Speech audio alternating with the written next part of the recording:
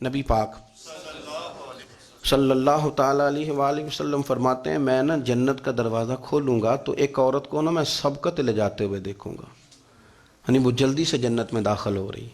یا بعض شارحین کہتے ہیں کہ حضور داخل ہوتے ہی سب سے پہلے اس کا چہرہ دیکھیں گے. حضور فرمائیں گے تو پہلے ہی آ گئی بی بی جنت میں، حضور نے دروازہ کھولا تو جلدی سے نظر آئی، تو پہلے آ گئی. سب نے لکھا ہے کہ اس عورت کی شان یہ ہے کہ سب سے پہلے جنت میں گئی. میں نے حدیث پڑھی تو میں نے نیچے حاشیے میں لکھا، میں نے کہا میرا خیال یہ ہے کہ اس کی زیادہ شان یہ ہے کہ جنت میں اس کی سب سے پہلی ملاقات مدینے والے محبوب سے ہو گئی. یہ دیکھو کتنی بڑی شان. حضور فرمانے لگے تو کیسے پہلے ہی آ گئی، کون ہے تو وہ کہنے لگی حضور میں بیوہ ہوں، میرے بچے یتیم تھے، میں نے ان کی خاطر نہ بیٹھی رہی، میں نے نکاح نہیں کیا، میں نے ان یتیموں کی پرورش کی، بیوہ بن کے زندگی گزار دی، ان یتیموں کے لیے بیٹھی رہی. اس کو جائز ہے، یہ کر سکتی تھی، لیکن اس نے سوچا کہ میں ان کی نگہبانی یتیموں کے لیے بیٹھی رہی. آج شان یہ ہے کہ مدینے والے کے لیے جب دروازہ کھلا ہے تو اس بی بی کو بھی رب کریم نے فوراً ہی جنت عطا فرما دی. یہ سب سے پہلے گئی. میں نے دیکھی ہیں ایسی عورتیں 23 سال میں بیوہ ہوئی پر عمر بچوں کے نام کر دی. اسے پتہ تھا کہ کل کو جب یہ بڑے ہوں گے تو ان کا آنا جانا الگ سے ہو جائے گا، ان کے تعلقات اپنے ہو جائیں گے، پر یہ بیٹھی رہی. اس نے بچوں کو وقت دیا تو بچے تو کیا اس کو صلہ دیتے تھے، رب نے یہ صلہ دیا ہے کہ سب سے پہلے اسے جنت میں داخلہ عطا فرمایا. ابو داؤد شریف میں مسند امام احمد بن حنبل میں حدیث ہے، نبی پاک صلی اللہ علیہ وسلم کے چچا زاد تھے حضرت جعفر طیار، مولا علی شیر خدا کے بھائی تھے، جنگ موطا میں شہید ہو گئے. وہاں سے کوئی خبر لے کے نہیں آیا، لیکن رب خبریں دیتا ہے نا اپنے حبیب کو. اللہ غیب کے خزانوں کی کنجیاں دیتا ہے اپنے محبوب کو. نبی کریم صلی اللہ تعالیٰ علیہ وسلم نا ان کے گھر گئے. ان کی زوجہ کا نام اسماء بنت امیس تھا. حضور نے فرمایا اسماء میرے بھتیجوں کو میرے پاس لاؤ، محمد بن جعفر اور عبداللہ بن جعفر رضی اللہ تعالیٰ عنہ. بچے قریب آئے، حضور کو پتہ ہے ان کے والد شہید ہو گئے. نبی پاک نے اپنی ناک مبارک ان کے رخساروں پہ رکھے، پھر حضور نے ان کا ماتھا چوما، پھر نبی پاک صلی اللہ علیہ وسلم نے سینے سے لگایا، فرمایا حجام کو بلاؤ نا ذرا، ان کے بال تراشے، کتنی بڑے ہو گئے، حجامت ہونے والے. حضور پیار کر رہے تھے، آنکھوں میں آنسو تھے، تو جناب اسماء قریب آئیں، کہنے لگے حضور میرے شوہر کی کوئی خبر آ گئی ہے.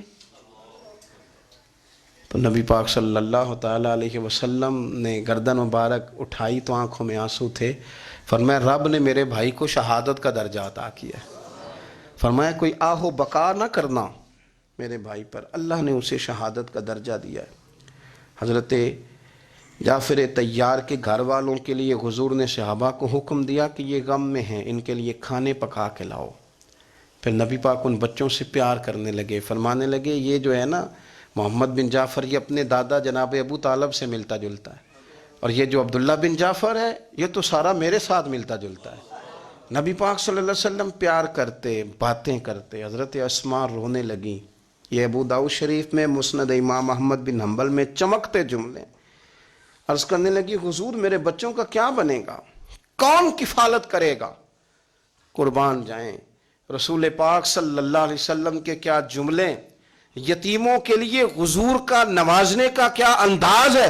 فرمایا اسماء تو فکر نہ کر، انا ولیہم فی الدنیا والآخرہ. فرمایا میں دنیا میں بھی ان کا وارث بنوں گا، قیامت کے دن بھی ان کا وارث بنوں گا.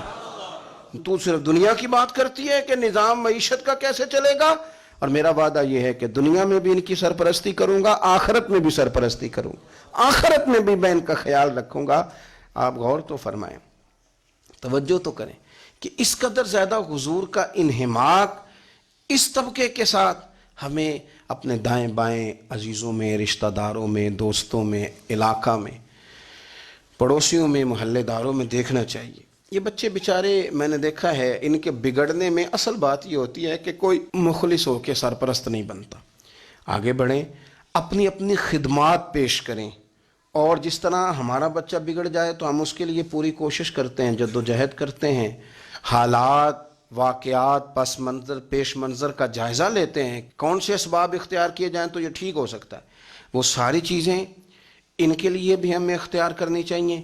اور یہ بچے اگر احساس ذمہ داری پکڑ جائیں، جو وارث سے محروم ہو جاتے ہیں، یہ اگر احساس ذمہ داری پکڑ جائیں تو پھر یہ قوموں کی قیادت کرتے ہیں، پھر یہ بہت بڑے جانباز ثابت ہوتے ہیں، پھر یہ اپنے گھر گھرانے کا نہیں، یہ ملتوں کے، قوموں کے لیے مشعل راہ بنتے ہیں۔ لیکن شرط یہ ہے کہ ہم ان کے لیے اپنے دلوں کو کشادہ کریں، سینوں کو وسیع کریں۔ اللہ کریم سمجھنے کی توفیق عطا فرمائے۔